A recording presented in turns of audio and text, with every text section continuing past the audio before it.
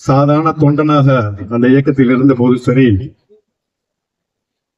உச்சபட்ச அதிகாரம் முதலமைச்சர் என்ற நாற்காலியை அடைந்த பொழுதும் சரி, அமைதி காத்து அந்த இயக்கத்துக்காக பல்வேறு சோதனைகளையும் அவமானங்களையும் தாண்டி பொறுமையாக அமைதியாக மௌனமாக இருந்தார்.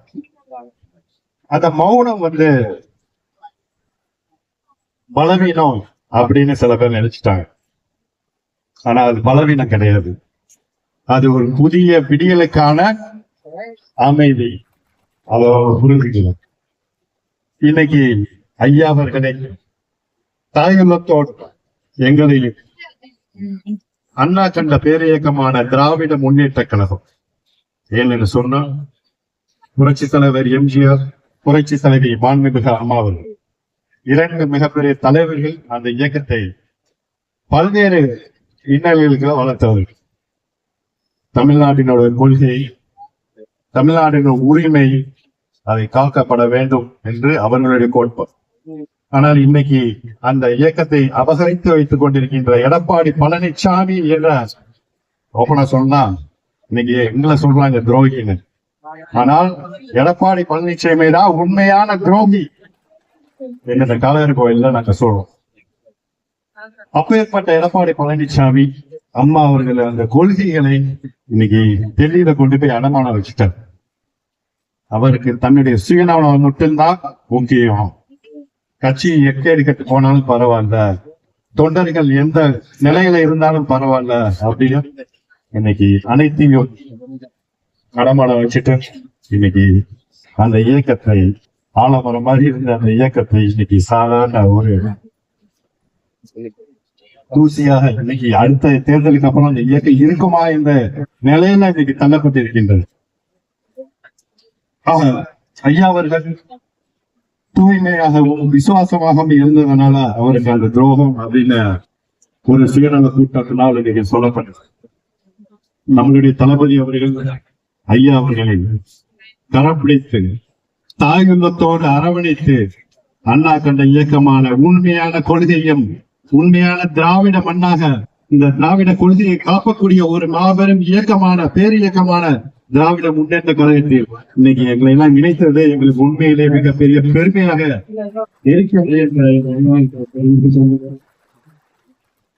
இன்னைக்கு தேர்தல் காலகட்டத்துல நம்ம இருக்கிறோம். உங்களுக்கு எல்லாம் தெரியும்.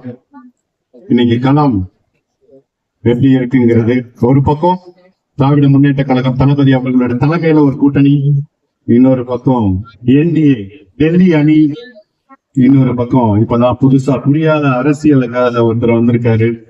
அவருக்கு அரசியல்லாம் ஏதோ 3 மணி நேரம் சினிமால நடிக்கிற மாதிரி ஆயிடுச்சு.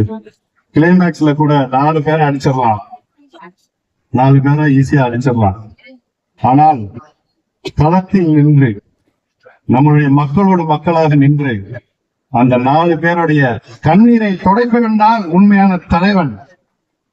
அந்த மக்களுடைய கண்ணீரை துடைத்து மக்களுடைய வாழ்வாதாரத்தை உயர்த்துவதற்காக நம்மளுடைய முதலமைச்சர் தளபதி அவர்கள் இந்த 5 ஆண்டு காலமாக கடுமையாக உழைத்து இன்னைக்கு டெல்லி நமக்கு தர வேண்டிய நிதியை கூட தராமல் மறுத்துகின்ற அந்த சூழ்நிலையிலும் தான் மக்களுக்கு அளித்த அத்தனை வாக்குறுதிகளையும் நம்மளுடைய முதலமைச்சர் தளபதி அவர்கள் நிறைவேற்றி நடத்துகின்றார். இன்னமும் வர இருக்கின்ற தேர்தலில் உறுதியாக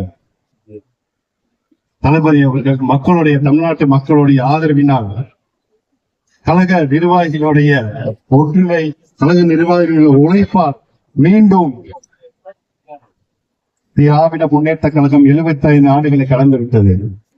ஆனால் மீண்டும் தொடர்ச்சியாக 2வது முறையாக அரியணையில் அமர்ந்ததில்லை. இந்த தடவை அந்த அதிசயமும் அந்த நம்மளுடைய தளபதி அவர்களுடைய அந்த லட்சியம் தொடர்ச்சியாக 2வது முறையாக நம்மளுடைய திராவிட முன்னேற்ற கழகம் தளபதி அவர்களுடைய தலைமையில் 200க்கும் மேற்பட்ட தொகுதிகளில் திராவிட முன்னேற்ற கழகத்தின் கூட்டணி வெற்றி பெறும். அது உறுதி. அதற்கு நீங்கள் உழைக்க வேண்டும் என்று உங்களை எல்லாம் அன்போடு நான் இந்த நல்ல நேரத்தில் கேட்டுக்கொண்டேன். இந்த காளையார் கோயில் மருது பாண்டியர்களுடைய பூமி, வீரம் தெரிந்த மண், சுதந்திர போராட்டத்திற்காக பாடுபட்ட வீரர்கள் பிறந்த மண். துரோகத்தை ஒருபோதும் இந்த மண் அனுமதிக்காது என்பது நீங்கள் உணர்த்த வேண்டும். துரோகிய கூட்டத்தை ஓட ஓட விரட்ட வேண்டும்.